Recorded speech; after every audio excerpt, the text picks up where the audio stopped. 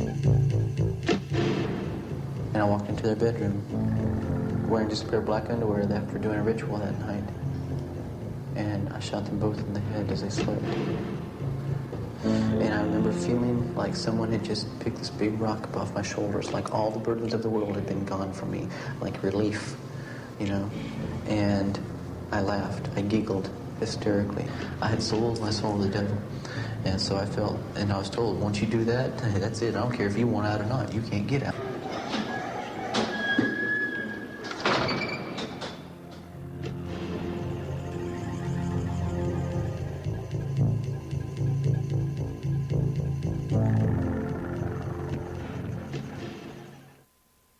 For many in the United States and Canada, it's much more convenient.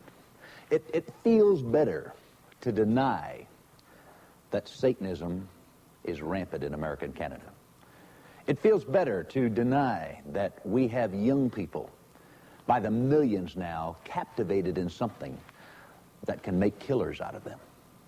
And yet, my friend, right now, there are over 12 million teenagers and younger children who are now involved in the occult in one way or another. And denying it isn't going to make any difference. See, whether you believe in occultism, whether you believe that Satan has power, whether you believe that Satan can give you the things that he's promising these kids, that's immaterial, my friend, because they believe it.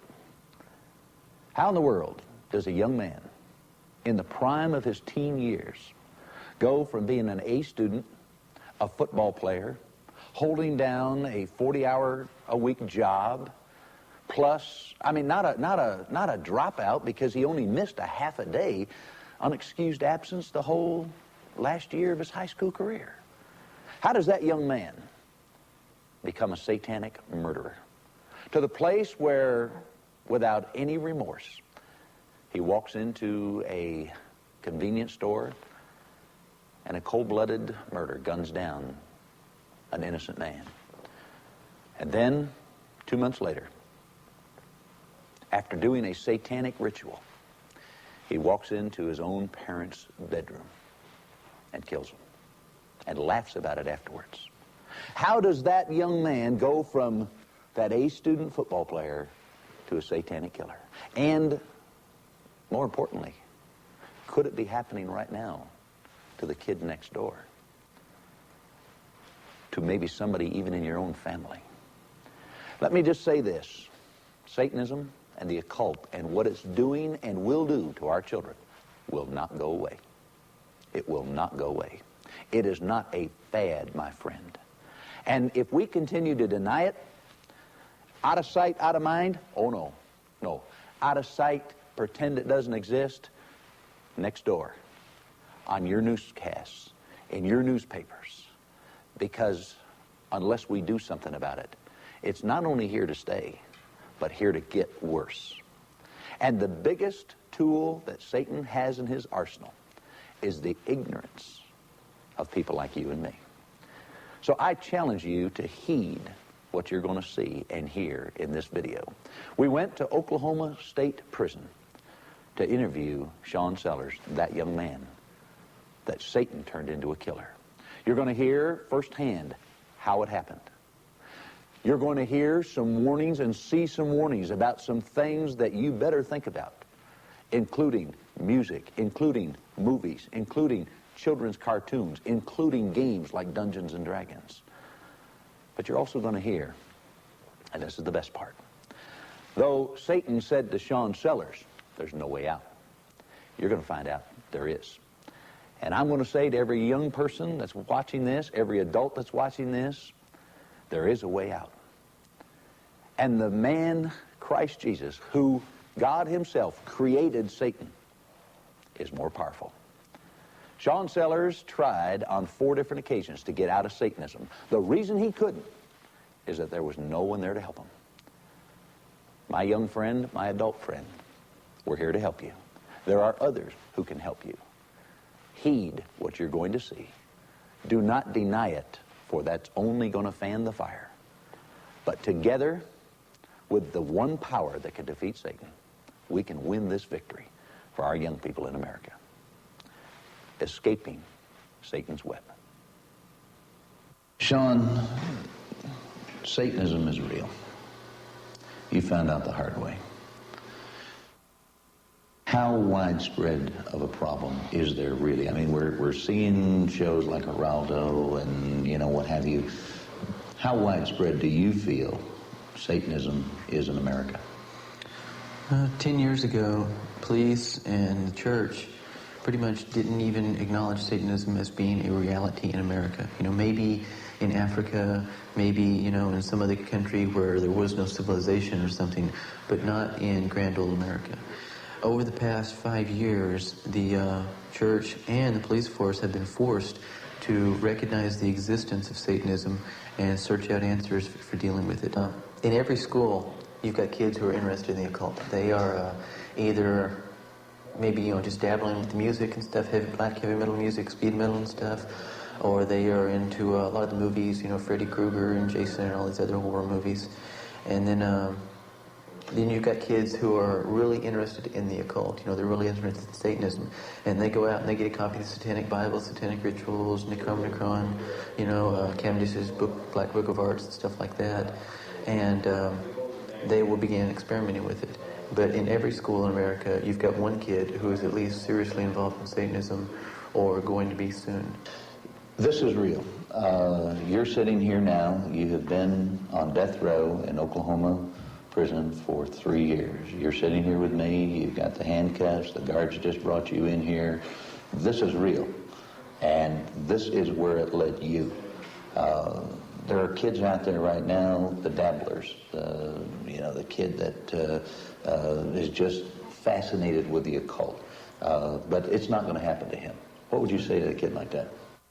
I was playing Dungeons and Dragons, and I remember on Trinity Broadcasting Network they had a show about it, and I sat there for an hour and a half and completely laughed at these idiots who were talking about Dungeons and Dragons being the devil's game and how it can lead you into Satanism and how it can lead you down the primrose path and stuff.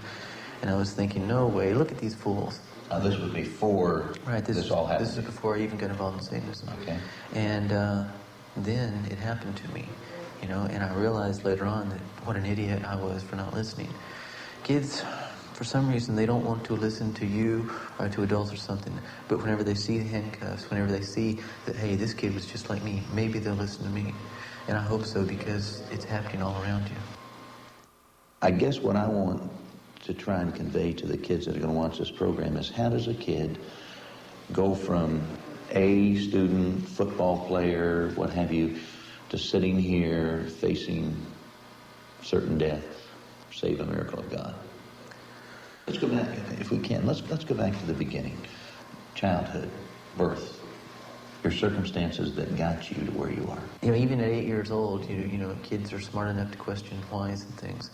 And Dad, you know, Rick, he had a girlfriend at that time, and his girlfriend came out and told me, I was playing in the yard or something one night, and his girlfriend told me, you know, your daddy loves you. And I was thinking, well, why doesn't he tell me that? Never heard you loved, all the other things that go through the mind of a young boy as you're growing up were never there, as far as Dad being there to take you to the Little League games. And up until I was about 13, Mom and I were pretty close. Mm-hmm. And then I began to, you know, grow up a little bit. First of all, I was always independent, and I pretty much grew up alone like that. You know, for years it was always like that. I always had time alone whenever I got home from school. And I began to, I think, like that. I still like being alone to this day. What are the signs that your child may be a target of satanic recruitment? According to Satanism in America, they include those that come from middle to upper class homes. They have low self-esteem and a poor self-image. They are highly intelligent. They're loners. They come from broken homes and split families. Latchkey kids. They have a deep need for belonging. They're susceptible to peer pressure. Impressionable.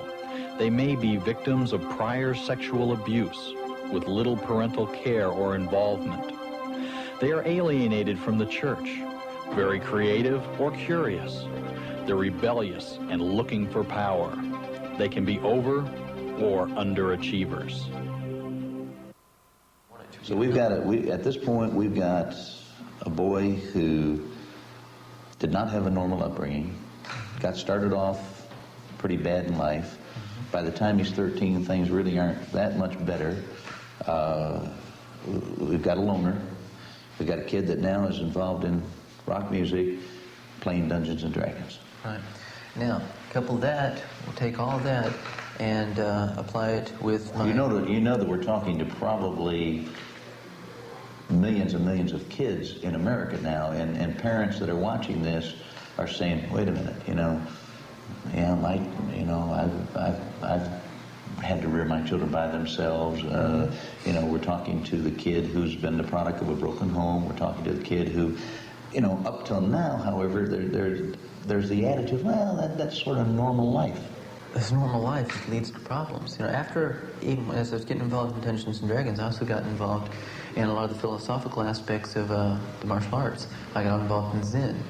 And in Zen Buddhism, and in Zen, you are taught that life is a series of paths.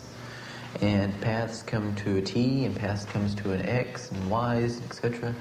And when two lives, two roads, two paths come together to form an X, then that is a life, two lives coming together, meeting, and going on. When two lives come together and one of them stops, when they form a T, that is two lives coming together, one of them ending, one of them going on. It doesn't matter how it happened, it doesn't matter if it's murder or if it's an accident or sickness or whatever, it just happens. Karma is karma. And this really began to change my philosophy of life, because up until that point, I had been taught the old Christian values that, that you don't steal, you don't hurt people, you don't kill people, etc. And this new philosophy said that it really doesn't matter because karma is karma. It's going to happen. And so there was no right and wrong there anymore. And the farther I got involved in ninjutsu and stuff and in Zen, the more I began to uphold and adhere to these Eastern philosophies. And that got me ready for Satanism. That set everything up so that I was completely ready for Satanism. Before somebody can really get into what you got into, there has to be a breaking down somewhere along the line of the values. Some way. It either can be emotional, where the kids are going through so many problems or something like that they're lashing out in anger, and they don't care anymore about the morals and values because they're so full of anger and hate and they want to get even. It can be through drugs or something where they are forced to, into prostitution or whatever in order to get the drugs, and no right and wrong doesn't matter anymore. They just have to get that.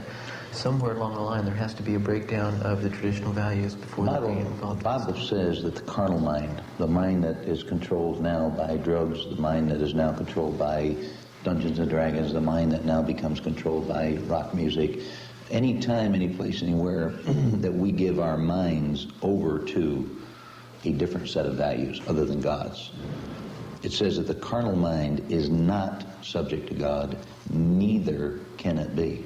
Satan is a master at taking away the value system. As I say to the young people at Freedom Village, if there's one thing the devil's good at, it's destroying dreams. Definitely. Sean Sellers is now 13. He's dabbling with Dungeons and Dragons. He is getting heavier and heavier and heavier into it. Where does the switch now come? You've talked about Zen. Where does the switch now come to where you're going to actually become involved in Satanism? Okay, first of all, we're going to go back to whenever I was 10, and I had a babysitter who checked out some satanic books with me at the library. I've always been an avid reader. Whenever I was young, like 5 or 6 years old, I taught myself how to read from comic books. I loved comic books, and I wanted to know what the words said, so I taught myself how to read. My parents helped me and stuff. And so all my life, I spent a lot of time in libraries, doing a lot of research and reading. And I had a babysitter who we would go to the library one day, check out books, come home, read them, go back the next day and exchange them. And she went up to a place where I wasn't allowed to go and came back down and had some satanic books, like an encyclopedia of witchcraft and something else. Brought them home and we looked at them and did some things with them and stuff. And I thought, yeah, this is neat. And my mom freaked out when she saw them and said, get those out of my house. Don't you ever bring those into my house again. If you ever see those again, you're fired, etc., etc. And, made her take them away. But I was interested in it at that time. And then whenever I was 13, Actually, whenever I turned 14, I went from Dungeons and Dragons into trying to find out about witchcraft. I really wasn't interested in Satanism, I just wanted to know about witchcraft. So it started with a trip to the library to teach some people who were involved in Dungeons and Dragons a lesson. I had been involved in Zen, and in Zen you were taught that all battles of the flesh are first fought in the mind. And if you overcome the battle in the mind, then you can overcome the battle in the flesh. So what I was doing is I was researching a dragon. I was going to try to find a mythological dragon from the past, bring it back to life in Dungeons and Dragons, a dragon that could only be destroyed with a riddle, because I knew everyone involved in my group would attack the dragon with swords and everything like that, get killed, and then maybe one of them would finally figure out, let's try something different. I wanted to teach them that mental, aspect. And I found some Time Life books on dragons, and one company, it was called Wizards and Witches. And I was going, hey, yeah, so I got that out, and that old interest in witchcraft was sparked. And You say interest. Is the word curiosity? definitely. Do all most kids get involved in at least fringe occultism through curiosity? The movies that are on, on TV and stuff like that, all these occult movies and stuff, are proof that it's a curiosity, that will bring in kids, All kids seem to be interested in the unknown, in the supernatural. The gateway activities to Satanism constitute what is known as the fringe level of involvement. The Ouija board is a seemingly harmless object, yet it can cause big problems. Dungeons and Dragons is a fantasy role-playing game that teaches demonology and other occultic themes.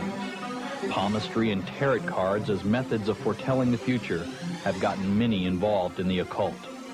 Explicit horror films and heavy or black metal rock music are both popular entrances to Satanism. Occultic books, horoscopes, studying ESP or UFOs have led some to a deeper, more deadly fascination with the power of darkness.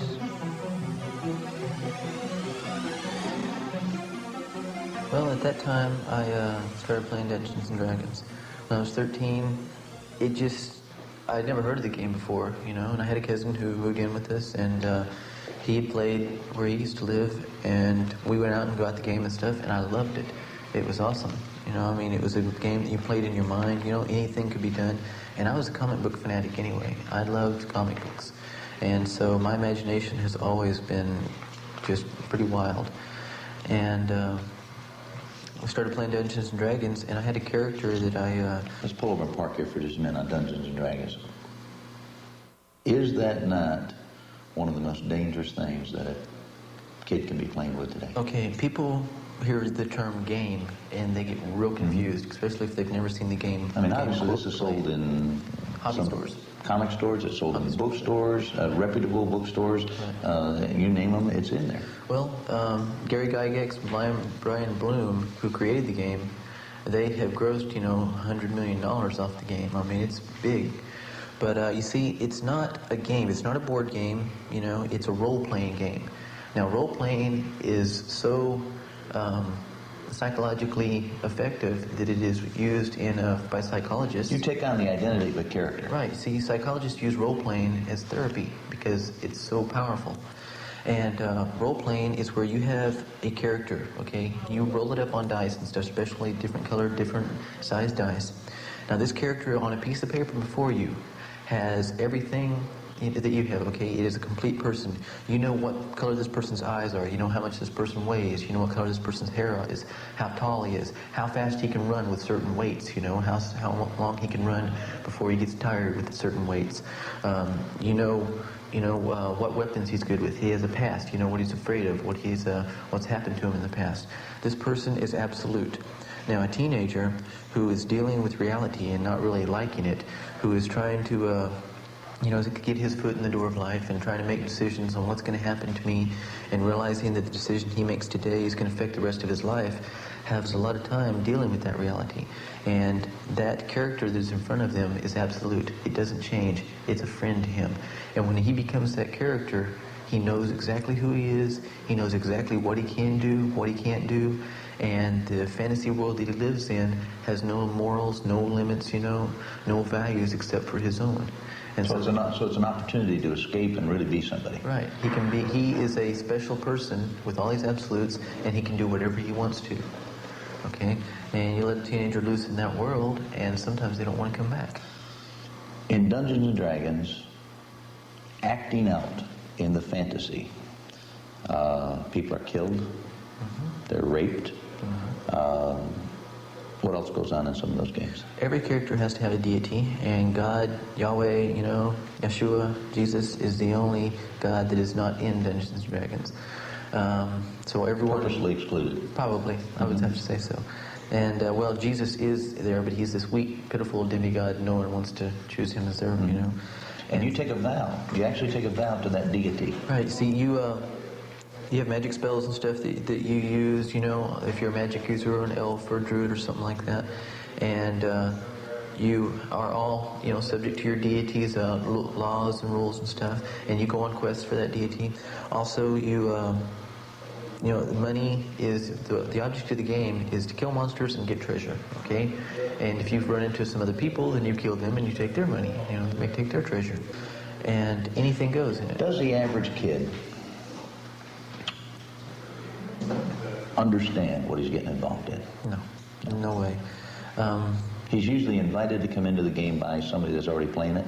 Usually, see, and the kids playing the game aren't saying, okay, let's get someone involved in Satanism, let's let them get and play D&D. The kids love the game. It's fun. It really is. And so they say, let's get some more people to play, And the bigger the group is, usually if there's 9 people playing, that's a good group for Dungeons & Dragons. And so, the game also, it doesn't have an ending. People don't really understand that. The game can go on for years. People can meet every night, for years and play this game continually. The only time the game ends is when the character dies. And if you've been playing a character for, let's say, like I played it for 3 years, and he was 10th level. Now, this character was my friend, this character was me. When that character gets killed... This became like another personality. Yeah. Now, if this character gets killed, that devastates kids. There have been kids who've been involved in Dungeons & Dragons for 4 or 5 years. Their character gets killed, they can't handle it, they blow their brains out. Dungeons & Dragons has been called the most effective introduction to the occult in the history of man. It is a fantasy role-playing game that teaches demonology, witchcraft, voodoo, murder, rape, blasphemy, suicide, assassination, insanity, sex, perversion, homosexuality, prostitution, Satan worship, gambling, barbarism, cannibalism, sadism, desecration, demon summoning, necromantics, divination, and many other occultic themes, all in living color. Is this dangerous? You decide. And I discovered rock music for myself. My parents liked country music, but I discovered rock music, and so I got into that. Sean Geraldo Rivera, in his first special, and I think we all owe him a debt of gratitude. He kind of blew the lid off this thing, or at least was the first secular program willing to take this issue head on. He said in that program that not once had they ever interviewed any person involved in Satanism, had never certainly interviewed anyone like yourself who had committed a heinous crime because of Satanism, that rock music was not a part of it, that they were not a part of that life. Right. I think that has to be definitely taken into account. I don't think that rock music is responsible for all the world's evils, as some pastors I'm sure would maintain, but the rebellious lifestyle that is glorified in rock music, it does carry over into the kid, into a teenager's mind. And especially with heavy metal music, which is always been on the lunatic fringe of, music in general. It deals with things that other music just will not get into. It deals with Satanism, it deals with a lot of the abuse and stuff that goes on. And there are some really sick songs out there. In your story, that I've read, you also talked about your fascination with books on the subject of Satanism and witchcraft. Whenever you mentioned Time Life books that you went out, we're seeing now. We're seeing the horror movie, the Nightmare on Elm Street type movie. We're seeing a lot of literature that does that encourage kids to get into this type of activity? Ultimately, I'd have to say yes. You know, I think it's really sad when a society's main hero is a psychopathic killer. You know, I mean, the hero of Friday the 13th movies are not the people getting killed, you know, not the person that kills Jason, it's Jason. And Freddy Krueger is the hero of nightmare stories. You know, Michael Myers is the hero of Halloween stories and stuff. Well, you understand, of course, you know, the movie producers and the rock music stars say kids don't pay attention to this stuff. It doesn't affect them. After an AC/DC concert, there were some kids that ran out and started beating on the cars and stuff like that. After every heavy metal music concert, you got kids that come out of the concert pumped, usually high. Even if they didn't do drugs, they're high from the secondhand dope on the floor and stuff, you know. And they come out with an energy, with a, you know, just a drive, you know, an anger. And they go out and they're beating each other up and there's fights and all kinds of stuff going on right outside the place where the concert was held. So you're not an expert on this subject. You're only on death row because of Satanism. So you would say that Satanism, drugs, and rock music go hand in hand? Definitely. I have never encountered anyone who has gotten involved in Satanism that has not been involved in rock music of some kind and drugs. In almost every instance of violence or death as a result of Satanism, heavy metal music has been involved. What does the music really say? Reading the lyrics can help you recognize the evil and potential danger of rock's entanglement with the occult. Heavy metal group Venom offers a blow-by-blow account of an actual human sacrifice.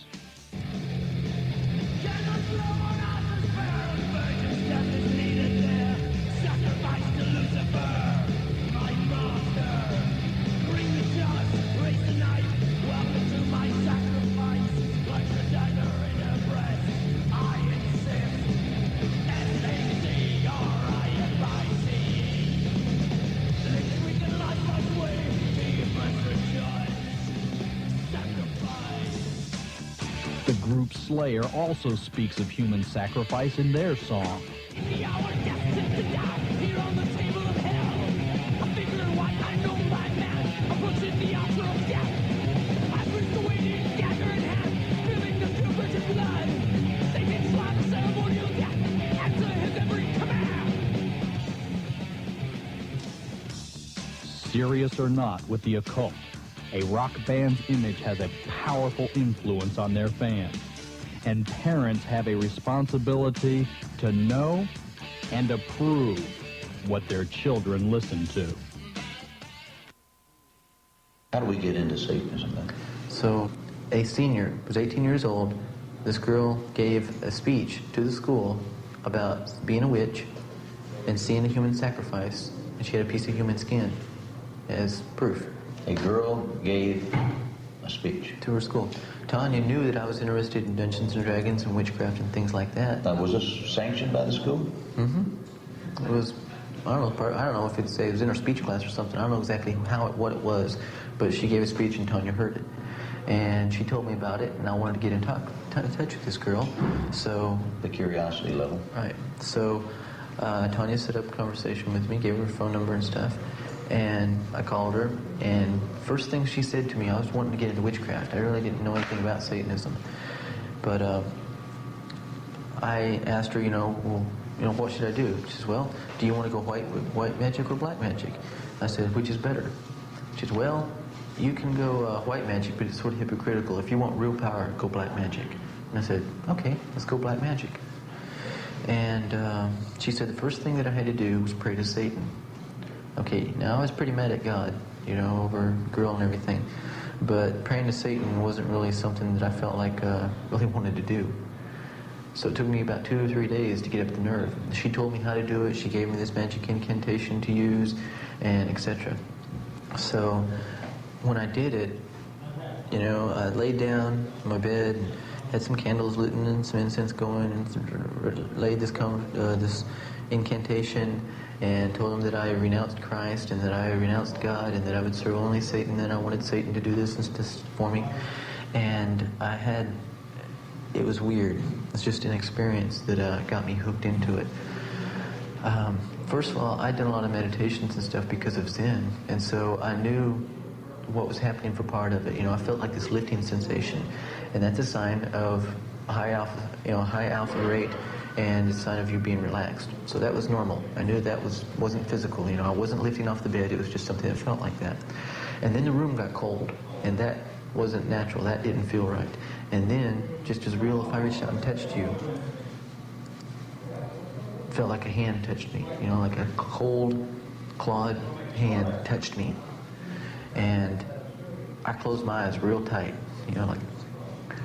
and these hands, they covered my body. Touched me everywhere, and I'd never felt anything like this before. And it was real. It was erotic. It was sensual, and it was completely evil. And fear, was just racing through. My hair was standing up, and my adrenaline was pumping. My heart was beating hard. And then I heard an audible voice say, "I love you." Opened my eyes, knew someone was in the room. Someone had caught me. There's no one there. All I saw was spots because I had my eyes closed so tightly, and something was still touching me. Closed my eyes again, and little by little these hands, or whatever they were, disappeared, and everything returned to normal. I sat up in the bed, my heart was beating, and I was hooked. Satanism was real. I'd never felt anything like that before. And I knew that this was what I wanted to be involved in. I found the supernatural that I'd been looking for, and I was hooked into it. Can Satan so possess, so sear a mind that in your case, you stood there and I think you've said you laughed as you looked at the blood pouring out of your mother's head? Satanism says emotions are no good. If you love, you're weak. If you cry, you're weak, And so the only thing that you have is hatred, anger, that's strength. And Satanism completely warps your emotions. I used to take walks at night. I'd sneak out my window and just walk. And, I love nature, love the stars, love the moon. And I would ask myself, God, where is that person that I was at 13? That person that loved animals, that person that just, where is he? And, I couldn't cry anymore. I wondered where my tears had gone. Why had they dried up? I wondered why I couldn't feel anything for the people around me. I didn't like who I was. And it wasn't too much longer after, as I got involved in Satanism, that my family and stuff found out about it. I saw my mother, whom I loved, and I realized that all the stuff that I was doing right now was tearing apart the people that I did care about. And I went to my room, and my mom had already taken away some books and stuff, and I had this notebook that she didn't find, and I was crying, and Dad said that he was no longer proud of me, that I was going to have to earn that back, and I was just devastated. And I picked up that book and I ripped it apart, and I was crying, and I just so full of anger. And Mom came in, and he also said some things that I'd never known before about whenever I was young and they were driving a truck, Mom and Dad, going without a couple of meals so that they could get Christmas or birthday presents to me, and things like this. And just all this stuff was coming down on me. And I was ripping apart this notebook, and my mom came in and said, "I never meant for you to know that." And we hugged, and we was crying. And at that moment, I was going to get out of Satanism. I wanted out. With everything that was within me, I wanted out of the occult. I went to a Catholic priest because my dad had been raised Catholic, and we'd already tried to talk to a Baptist minister who had baptized me a few years before when I was after this girl, and he didn't want to get involved, so I went to the Catholic priest. Time out. You went to a preacher seeking some help? Right. And a Baptist pastor, and he didn't want to help you? Right. I mean, how did he turn you away? What did he say? Well, I don't know. My mother talked to him, and he just said he didn't want to get involved. All right, so there was an attempt to get out of Satanism. Right. You went to the church? I went to Baptist minister. He didn't want to get involved. I went to a Catholic priest and talked to him for a couple hours, and he basically said, he told me that Adam and Eve weren't real people. They were just a story of how sin came into the world. And I figured, okay, you don't believe your Bible, I don't want to talk to you anymore. Okay, if you don't believe what you would say you believe in, then you're a hypocrite too, just like all the other Christians out there, and I'm not going to have anything to do with hypocrites. And so he told my mom that she'd taken away all my satanic books. He told her, listen, they're not your books, they're his books. Give them back to him. They don't belong to you. He bought them. You should give them back to him. That didn't work. I went to a Bible study group for some kids that were at school, some Christian kids that were at school. I talked to them, and I went to a Bible study group, and they quoted a lot of things from the Bible and stuff, but they didn't know how to deal with it, and they didn't know what to do. They told me a lot of things, but they didn't tell me that I didn't have to be a Satanist, and that's what I wanted to hear. And then I called TBN one day, the Trinity Broadcasting Network in Oklahoma City, and I talked to some lady there, and when she found out that I was involved in Satanism, and she found out that I was and stuff, she said, oh, you've been involved with those witches and stuff then, right? And I went, yeah. And she said, can I pray? And I went, sure. And half an hour later, she's still praying. And Mom felt like you shouldn't take family problems to other people, okay? And Do you wish she had now? I was hoping Would she be alive today if she had? I think so.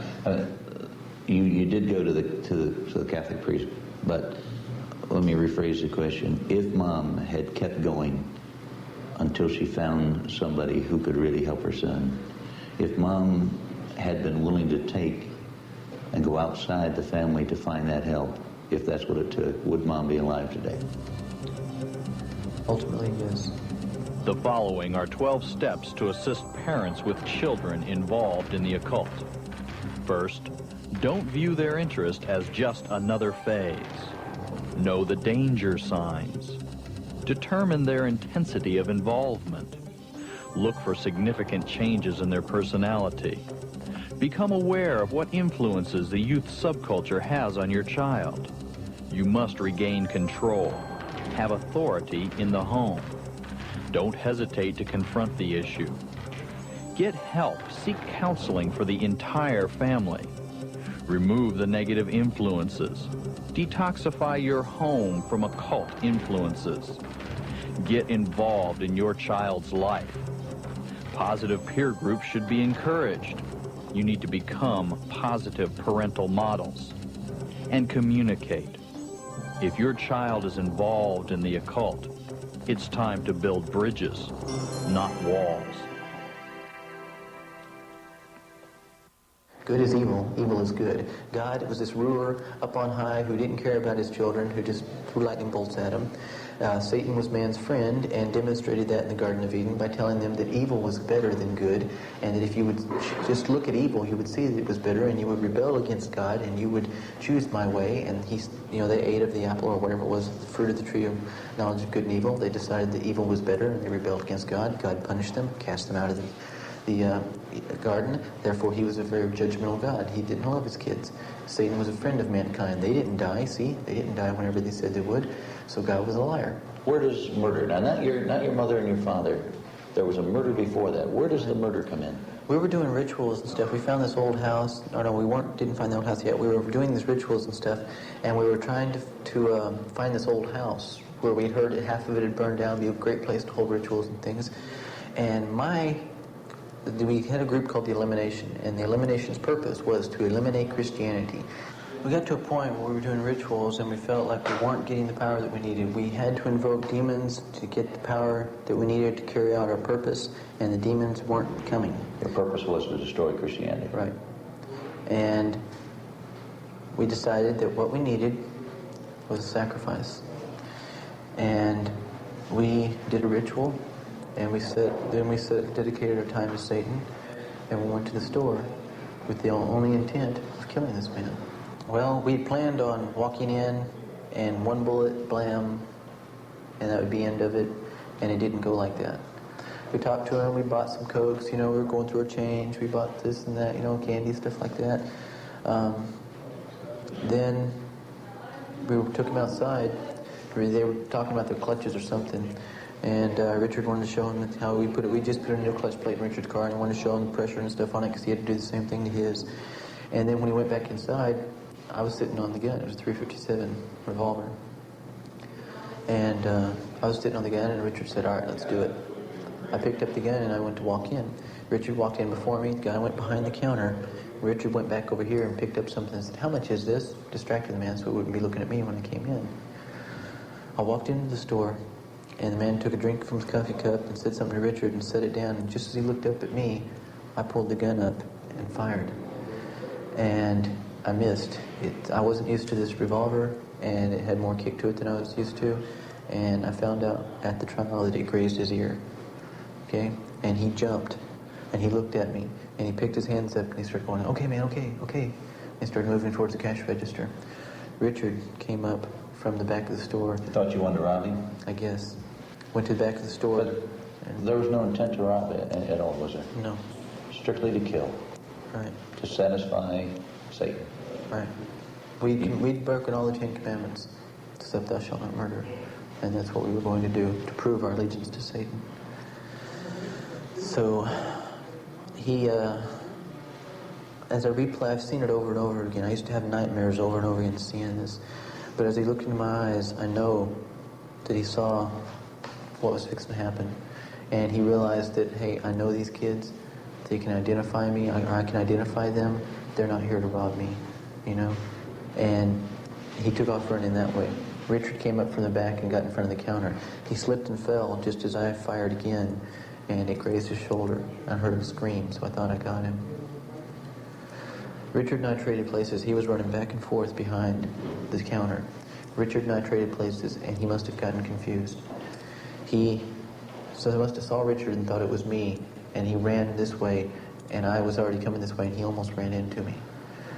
And I was only a couple feet away from him, and I fired, and blood splattered the wall, and he fell. And Richard was leaning over the cash register. I don't know why. And I turned around and said, "Let's go." Go. And he walked out the door. I walked out the door. We got in the car and we left. On the way out, it was strange. We had walked in the store. We'd taken no money, no merchandise. We'd talked to the man for 2 hours, laughed with him, goofed with him. And when we left the store, all we took was the life of an innocent man for Satan. And in the car on the way home, we giggled and we laughed about it because this man had been so stupid, so foolish that he had actually trusted us and didn't suspect a thing.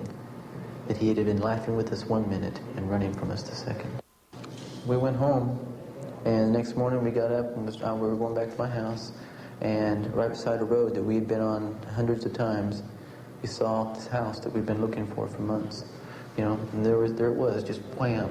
We both The one you were saw it. looking at to do your rituals in. Right the there. half-burned house. Right, and we saw it. We both knew that was the house, and we both saw it at the same moment. And we pulled in, we went, drove back, pulled in, and we took that as a sign that Satan had received our sacrifice. We did rituals and stuff there, we fixed it up. We nailed some panels up over windows so at night you couldn't see any candle lights and stuff coming out.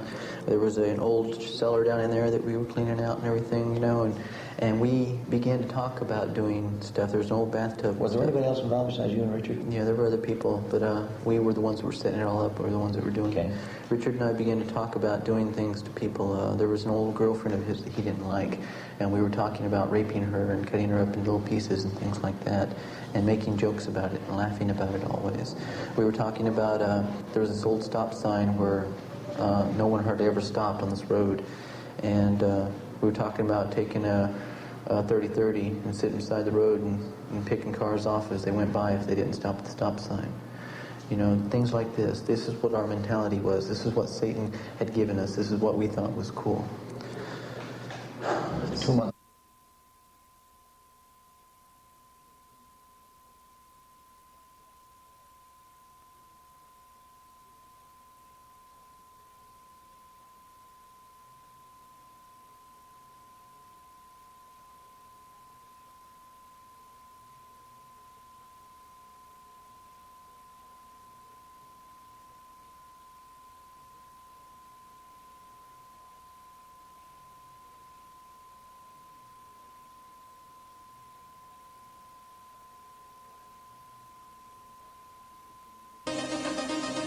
I was doing rituals all night long. I believed that Satan was my friend and the demons were my brothers. I didn't want to insult demons, I didn't want to be afraid of them. I asked them to enter my body in rituals. I told them, this is your sanctuary, come into me, I will protect you, I will be your friend. If you will serve me, then I will serve you. I started doing a lot of drugs and stuff. I was high every day, I was taking speed every day. I was working, I was going to school and doing rituals all night long. And it finally just came to a head. And as I was doing the rituals all night long, as I was taking speed during the day, smoking joints, and stuff during lunch, I was, working, doing rituals all night, like all this stuff was happening. I just finally started losing control. At parties and stuff, I would start doing weird things and people If you would tell didn't me have about it. control, who did? I was invoking a lot of demons, asking them to enter my body, and there was I believe, a demon entity that was named Ezra. And this was my satanic name. It was given to me in a ritual while I was alone. And Do you feel those demons first entered you because of Dungeons and Dragons? I don't know. I think more, maybe, but I knew the demons were in my body when I was in Satanism because I was asking them to. That was Okay. my purpose in Satanism. And I believe that the entity, the demons got together and basically made one entity. Every demon that I called in my body increased the power of this one entity named Ezra. And whenever I got so tired on speed that I just went to sleep, and my body kept going, Ezra was the one that was driving. I woke up driving my pickup, not knowing where I'd been or where I was going. I woke up in third hour school one time, not remember getting up in the morning, going to school first and second hour.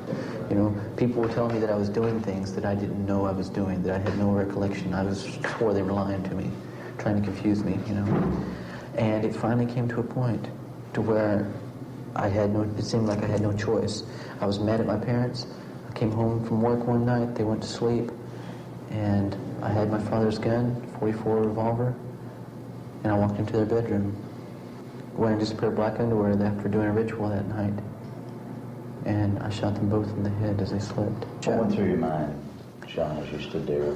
Nothing. I remember it now, sorta. Everything's still real foggy, but there was nothing that was Who did going you through shoot my first? mind. My father. Any reason for the order? Any thoughts going through your mind? He was an ex-Green Beret, and he was a problem. He was dangerous. Because he was crowding you? I don't know what it was. I can't find a reason. I've really searched for a reason. All I can know is that, when you're a kid and your parent whips you or something like that, you say, well, don't they get hit by a truck or something? You wish bad things upon your parents because you're angry. And I think that escalated into this with me and my satanic mentality and the demons that were going on and my subconscious just caught up in all this stuff. I think that's all I could find to do. That's the only choice I could make, was to get them out of my life. And So you aim the gun. You're in your black underwear because of your ritual. You've just gotten through with your ritual. You walk into the bedroom. I mean, do you walk from one side of the bed to the other, or do you stand at the end of the bed, or how do you I'd do been this? involved in ninjutsu for a few years then, and I was very quiet. I knew how to walk quietly. I knew how to breathe properly, and I was very silent.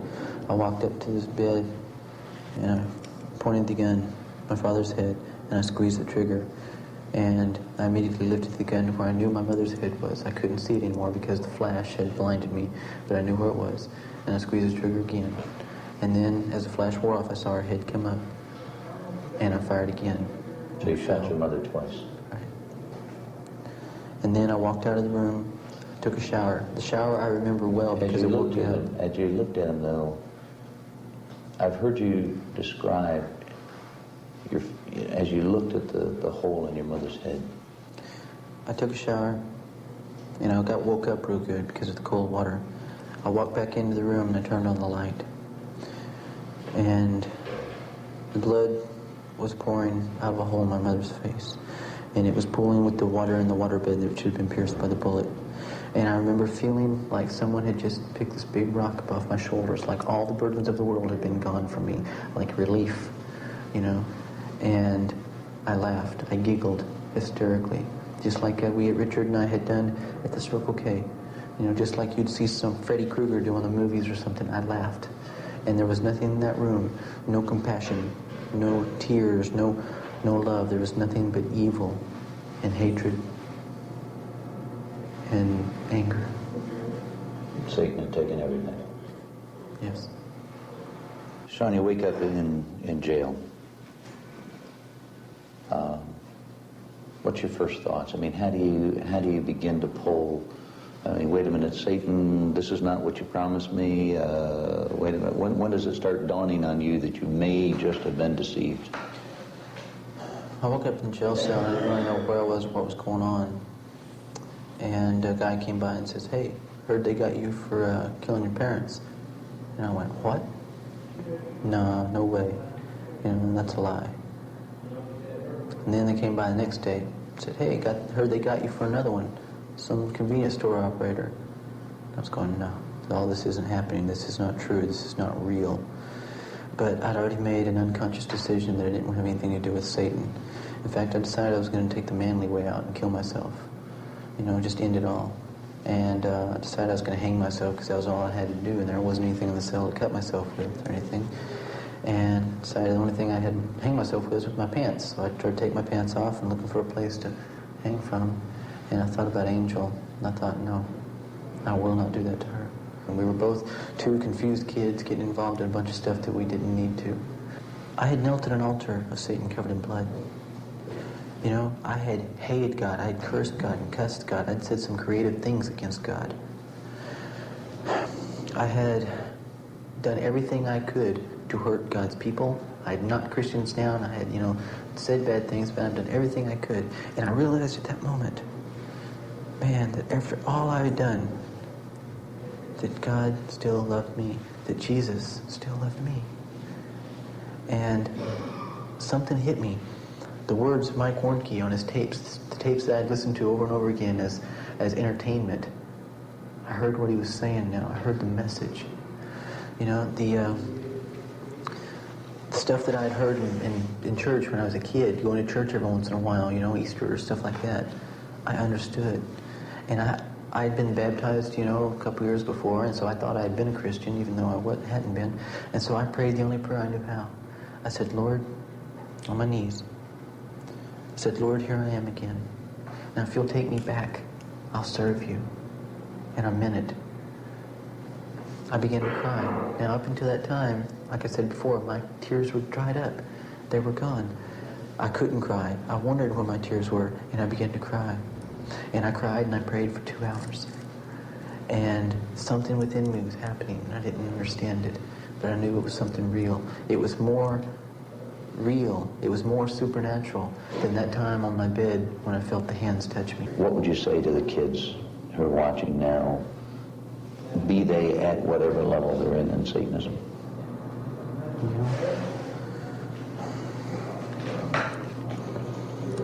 I get letters and stuff from I don't know how many kids. Some of them involved in the occult, some of them wanting out, some of them who don't want out, some of them who want information from me to get deeper. They don't believe that I'm really a Christian. I've been working with other ministries and stuff for about 2 years, and been able to counsel with kids involved in the occult. And every time I find someone who gets involved in Satanism and stuff, I find that there are reasons below that. They didn't get involved in Satanism because they wanted to be a Satanist. They got involved in Satanism because maybe their father abused them, Maybe they had incest or something going on in the homes. Something was going on whenever they were children. And if you are involved in Satanism, be honest with yourself. Look at your life. Look at what's going on around you and ask yourself, why are you doing this? I asked myself that question, and I realized that I didn't want to be a Satanist anymore. I tried to get out, and for me, there was no one there. There was no one who knew how. But you've got that choice to make right now. And if you will just say to yourself, why am I involved in Satanism? I think you'll find some answers that you've been looking for a long time. And God doesn't want to make you into the person that you don't want to be. God doesn't want to make you into me or to Pastor Brothers or to someone you see on TV or some minister or something like that. God wants to make you into the best you that you can be. We are all created with an empty spot within themselves. And for our entire lives, We look to things to try to fill that empty spot. God created that within us, and he gave us an insatiable desire to fill it so that we would seek and search him out. Because you see, God's the only thing that can fill that. Think about what's going on in your life. Think about what you're doing. You know, are you happy right now? I was not happy as a Satanist. I've never met anyone who's a Satanist who will be honest with himself, who likes what has happened in their life. You've got a chance to have all your dreams fulfilled. You've got a chance to be the best you can be. And that is only going to happen through Jesus Christ. It's not a difficult thing to do. You can call Fletcher Brothers. You can call me or Ministry of Radical Teens for Christ. You can write us. Get in touch with somebody who cares. I care. Pastor Brothers cares. We care about you. It's not a difficult decision to make. If you want help, there's help to be found. But you're the only one that can make that decision. I can't make it for you. You know, your friends can't make it for you. You're the only one. Satanism promises that it's going to give you all your dreams. It's going to make you feel great. It's going to give you power. You're going to have control of your life. I've never seen that come true. Satanism is the ultimate force in self-destruction. You've seen me, you see these handcuffs, you see where I'm at. This is where Satanism put me. You've heard the stories of other kids where Satanism put them. Man, it's not the way. Wise up. Listen to what I'm saying. I'm not some preacher on some pedestal. I'm talking from experience. I've been there. I've walked where you are. Listen to what I'm saying. Jesus Christ is the only way. And he's waiting for you with open arms if you would just let him into your life and give him a fair chance. That's all we're asking. Give Jesus a fair chance in your life. God bless you, son. Thank you. You bet. One of these days we're going to shake in the outside of this place without these on. You bet. Okay? No problem.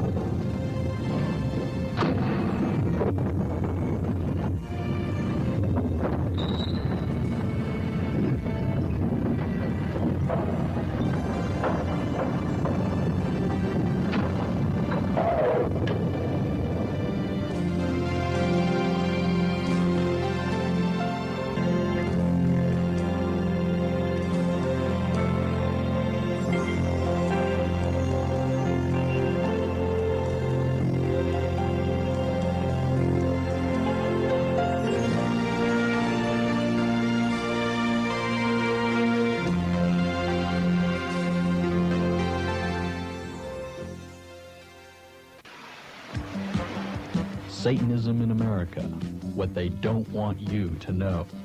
This new publication will give you the facts on occult and satanic activities that threaten you and your family. The purpose of this magazine is to teach you safety through awareness. 42 pages full of facts, interviews, data, and interesting articles, all designed to give you the knowledge to protect your loved ones from those that would harm them. You'll learn what's wrong with games like Dungeons and Dragons, Ouija boards, and much more. Know the different levels of Satanism and how and where Satanists operate in your community.